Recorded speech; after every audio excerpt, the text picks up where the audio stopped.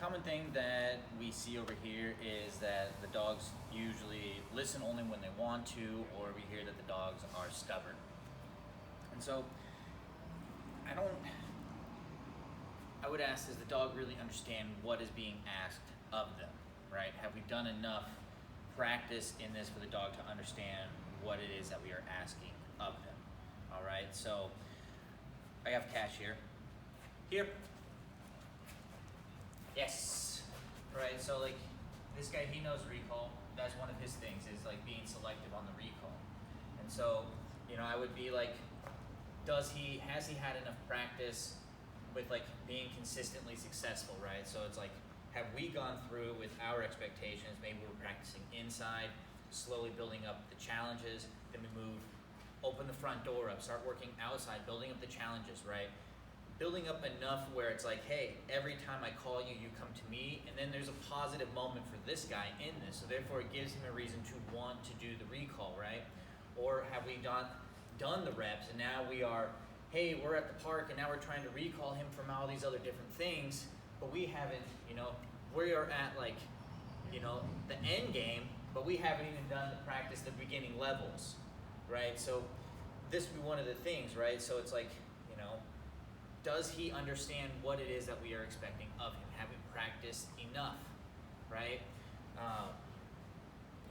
Also other things, like, do we live in a way that's like conducive to our goals? Is our lifestyle moving in the direction of our goals, right? That's the things that we do with the dog. Do they go with how we want things to be like? So I'm gonna practice another recall again. Cash, here.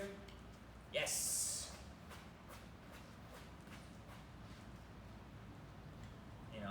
And then there's like another piece of this puzzle is like, are we set up for success in this moment? So for example, I'm doing a recall with this. I have a collar, I have a leash, I'm able to follow through, right? Is this guy, he came in with an e-collar, not wearing it, but came in with one. So I'm assuming he's on e-collar trained. So did he spend enough time practicing with the e-collar on to know, hey, develop the habit of coming every time when called? The follow through is what's important. If we don't have a follow through, what makes what is going to have the dog what is going to increase the chance of the dog following through if we don't have a follow through?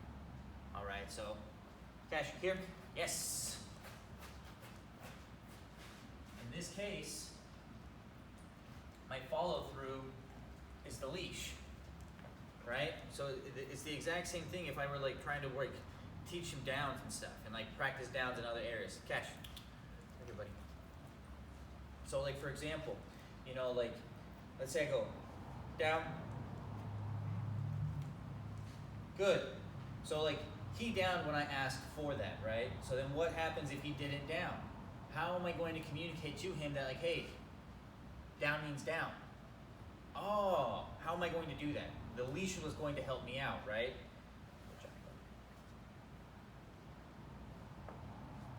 So like, for example, yes. Let's say I gave that exact same command just now, and he didn't down. But that's what I'm asking for, right? And so again, it's like, as the handler here, like I'm aware of what's going on. Maybe this is in the best interest for the dog. He needs to be downing here, right? And so like, one, I'm going to be adjusting, like, what are my expectations? Is this too much for the dog? So things would go into this. But let's say for this exercise, I asked for it and he didn't do it, and now I need to follow through, right? So now I'm going to use my leash. I'm just going to guide him down. Maybe I shouldn't have said the D word, yes, because maybe that's what got him to go down. So we're going to do that again, so I'll just be quiet, right? But the idea is like, oh, I asked for it, follow through. Yes, there it was, right? So